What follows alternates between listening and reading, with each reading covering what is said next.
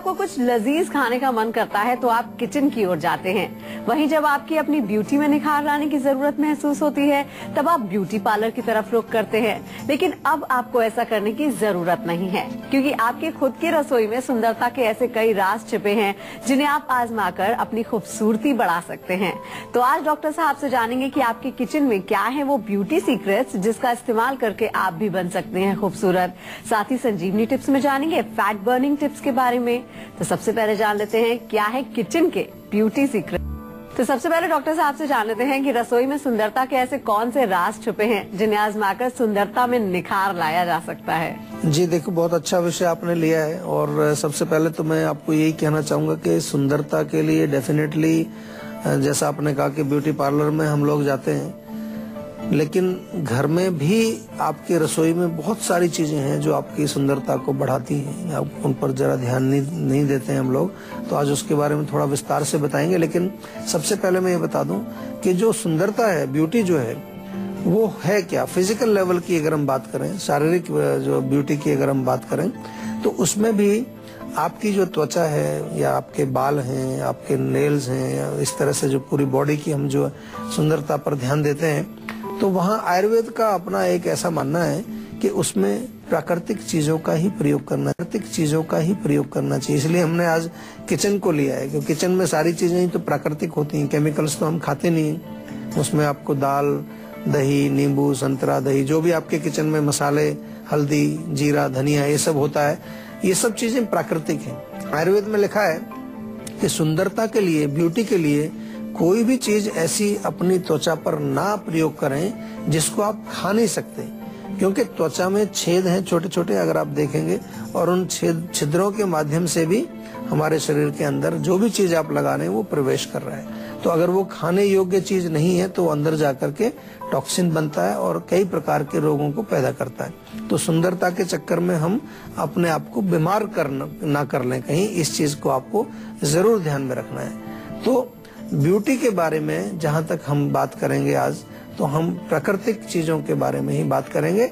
और दूसरी चीज यहाँ पर बतानी बहुत उचित है कि कभी कभार सुंदरता जो है वो हमारे चेहरे पर उतनी झलक नहीं पाती, क्योंकि हमारा मन उदास है। तो मन की सुंदरता या मन का स्वस्थ रहना या मन का प्रसन्न रहना भी सुंदर दिखने के लिए उतना ही जरूरी है जितना कि हमारा बाहर का या फिजिकल ब्यूटी जो है वो जरूरी है, या फिजिकल देखरेख हमारी जरूरी है। उतनी ही देखरेख हमें अपने मन की भी करनी चाहिए। मन में यदि किसी प्रकार का तनाव है, किसी प्रकार का द्वेष है, किसी प्रकार की ईर्ष्या है, या कोई भी नकारात्मक सोच हमारे मन के अंदर चल रही है, वो हमारी सुंदरता को डेफिनेटली प्रभावित करती है।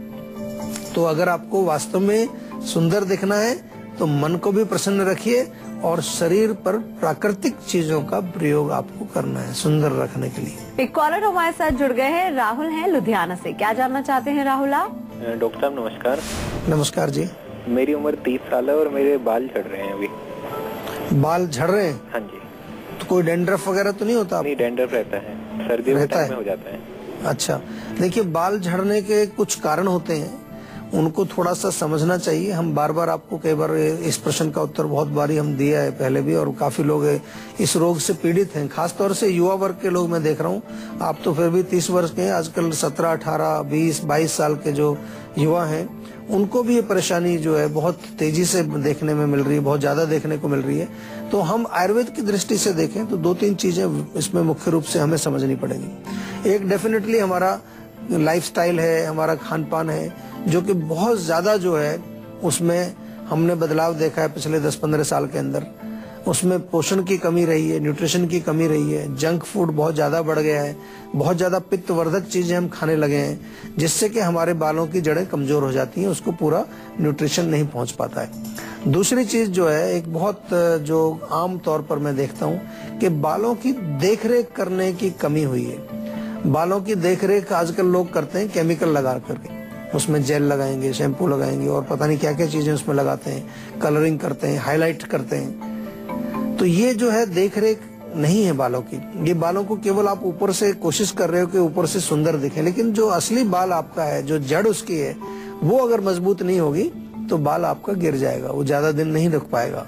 चाहे बेशक आप उसको कितना ही बाहर से सजाएं, उसको सिल्की बनाएं, सॉफ्ट बनाएं, कैसा ही बनाएं, तो जड़ में जब तक उसके पोषण नहीं मिलेगा, जड़ की उसकी देखभाल नहीं होगी, जहां करके आपने जैसा कहा कि डेंड्रफ भी आपको होता है, तो जड़ में अगर इन्फेक्शन है, वहां से आपको डेंड्रफ बन रहा है, जड़ कमजोर है, हेयर फॉलिकल में जो नेचुरल ऑयल होता है वो सूख गया है, तो आपका बाल जरूर गिरेगा।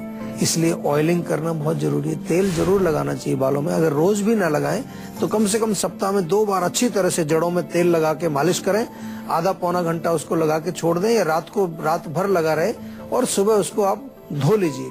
और नहाने के बाद भी अगर आप थोड़ा सा तेल लगाएं, हल्का सा हाथों में तेल लगा करके बालों की जड़ों में लगा लीजिए बेशक आप, तो उससे आपके बालों की जड़ें मजबूत रहती हैं। खाने के लिए इसमें पित्तवर्धक चीजें आपको नहीं खानी है, गर्म चीजें नहीं खानी है, और हरी सब्जियों का सेवन करें।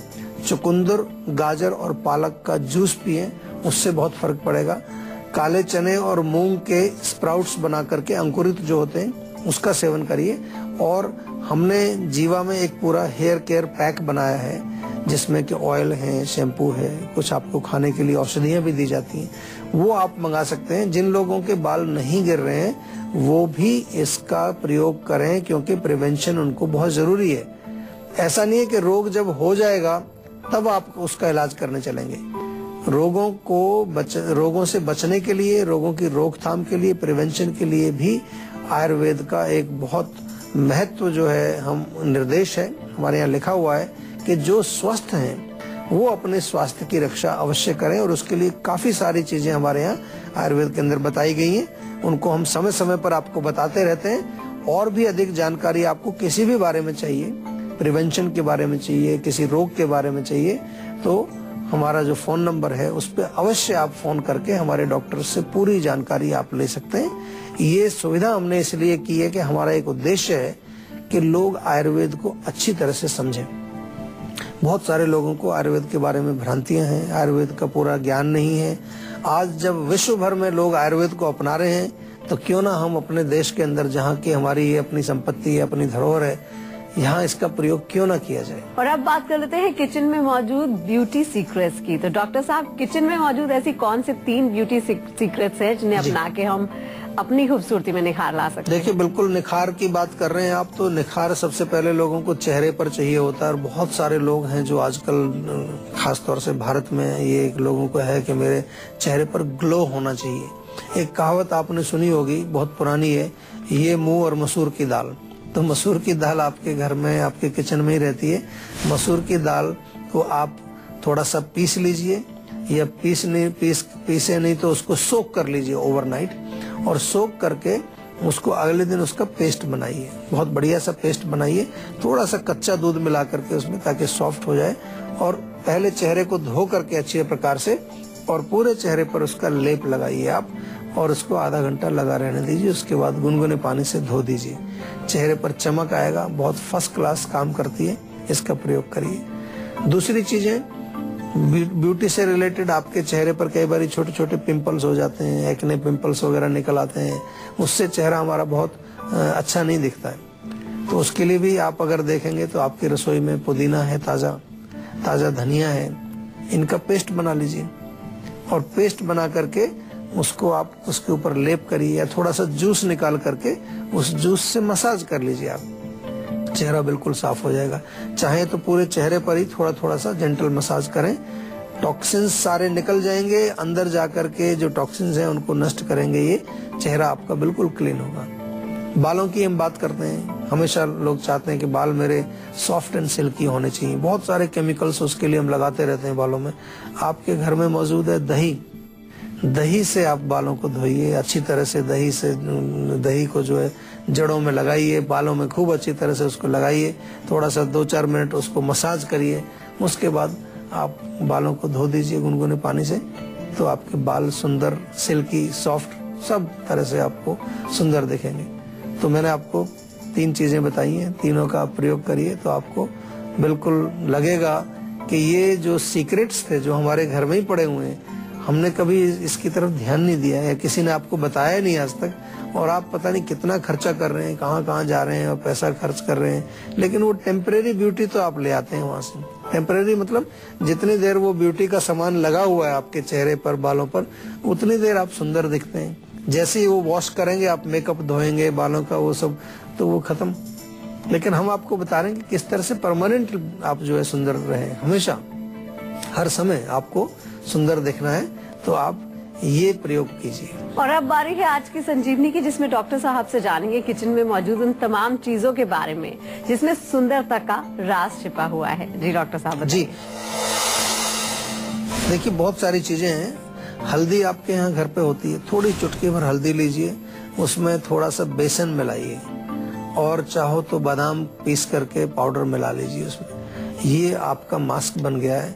इसको सप्ताह में 2 बार जरूर लगाना है। कच्चे दूध में मिला के पेस्ट बनाइए और चेहरे पर लगाइए। बहुत सुंदर आप दिखेंगे, चेहरा बिल्कुल आपका चमक जाएगा और आंखों के नीचे कहीं पर भी जो धब्बे उब्बे हैं वो सब आपके गायब हो जाएंगे। बालों की सुंदरता के लिए बहुत अच्छा है कि बालों में तेल भी लगाएं, और अगर थोड़ा सा डेंड्रफ वगैरह आपको है, उसकी वजह से बाल आपके जो है रूखे हो गए हैं या उसमें कुछ रूसी आ गई है, तो नारियल का तेल, उसमें बराबर मात्रा में नींबू मिला करके, नींबू का रस, उससे आप मसाज करिए।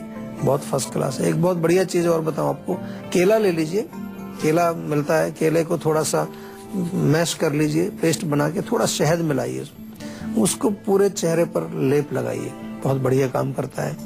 इसी प्रकार से आपको अगर जायफल आपकी रसोई में होता है, जायफल थोड़ा घिसिए, कहीं पर जहाँ पर भी काला धब्बा है या थोड़ा पिगमेंटेशन है, एक्ने, पिंपल्स है, वहां पर उसको थोड़ा सा रगड़िए, उससे आपको बहुत फर्क पड़ेगा, चेहरा आपका बिल्कुल क्लीन हो जाएगा।